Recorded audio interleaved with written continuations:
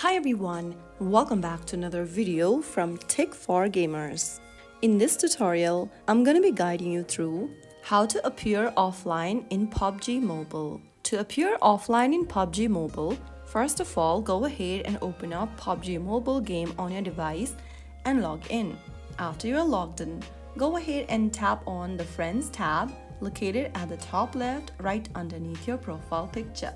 In the expanded menu, go to the bottom left and tap on Set Status.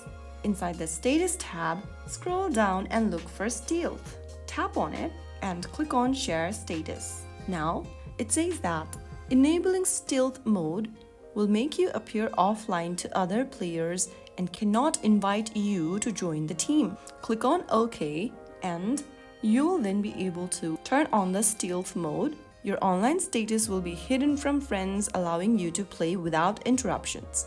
Remember that you can only activate stealth mode up to 3 times per week, with each sessions lasting a maximum of 2 hours. So that is how you can easily appear offline in PUBG Mobile. If you found the video helpful, don't forget to subscribe, like and share for more tutorials like this. I will see you in the next video. Thank you for watching.